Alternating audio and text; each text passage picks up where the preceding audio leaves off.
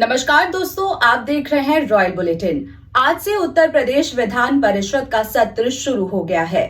इस मौके पर उप मुख्यमंत्री ब्रजेश पाठक ने समाजवादी पार्टी पर तीखा हमला करते हुए कहा है कि समाजवादी पार्टी सिर्फ हो हल्ला पार्टी है, जिसके पास कुछ ठोस कहने को ही नहीं है। अगर वे विधानसभा में आते हैं तो उन्हें बोलना होगा, लेकिन उनके पास कोई सार्थक बात नहीं है, क्योंकि भाजपा सरकार ने सबके साथ मिलकर प्रदेश को विकास के मामले में नंबर 1 बनाया है। देखिए, समाजवादी पार्टी हो हल्ला पार्टी है, उनको कहने को कुछ है नहीं। सदन में प्रतिभाग करेंगे तो उन्हें कुछ कहना पड़ेगा, उनके पास कहने के लिए कुछ है ही नहीं, क्योंकि भारतीय जनता पार्टी सरकार ने सबको साथ लेकर के प्रदेश को विकास के मामले में नंबर 1 पर लाने का काम किया। आप देखिए कि इनको कहने के लिए कुछ नहीं है।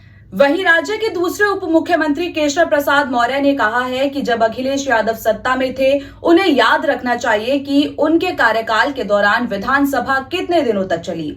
आगामी 24 घंटे का ऐतिहासिक चर्चा सत्र विकसित यूपी के विजन डॉक्यूमेंट पर बेहद महत्वपूर्ण है। अखिलेश यादव का प्रदेश के विकास में कोई वास्तविक रुचि नहीं है, वे केवल बयानबाजी में माहिर है।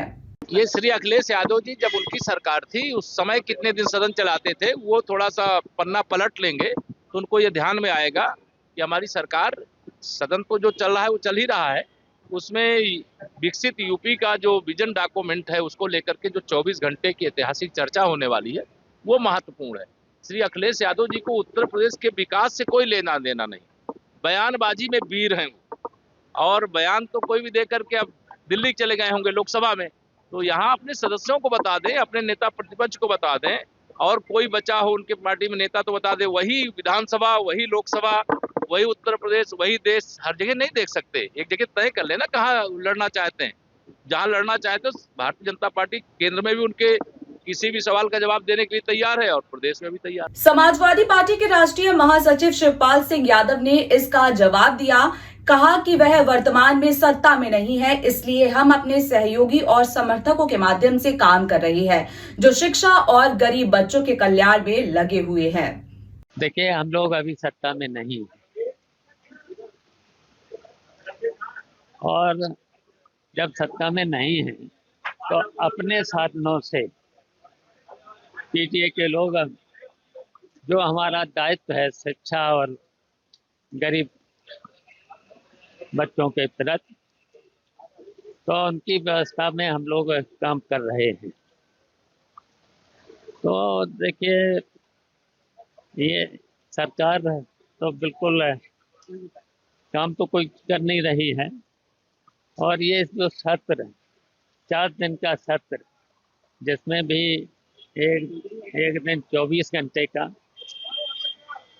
तो इस तरह से इसने कोई काम तो किया नहीं। देख लो, लखनऊ के 5 किलोमीटर के अंदर पीडब्ल्यूडी की बनाई हुई सड़कों पर धूल उड़ रही है, तो पूरे प्रदेश का क्या हाल होगा। देखिए, हमारे पूर्वज कहते हैं कि वर्तमान अगर सुधार लो तो भविष्य तो सुधर ही जाएगा। देखिए, राजीव गांधी देश के बड़े, राहुल गांधी देश के विरोधी दल के नेता हैं, तो जो उन्होंने सुझाव दिए हैं उनको मान लेना चाहिए चुनाव आयोग को, और उनका समाधान करना चाहिए। कांग्रेस की विधायक आराधना मिश्रा ने मानसून सत्र को 3 दिन और आधे दिन का संक्षिप्त सत्र बताते हुए कहा कि विपक्ष बार बार मांग कर रहा है कि उत्तर प्रदेश के 25 करोड़ लोगों की आवाज इस सदन में सुनी जानी चाहिए, क्योंकि हम इसके लिए चुने गए हैं। अगर बाढ़, कानून व्यवस्था, स्कूल बंद, बच्चों का भविष्य, निजीकरण और युवाओं की बेरोजगारी जैसे मुद्दे इस सत्र में नहीं उठाए गए, फिर किस बारे में चर्चा होगी।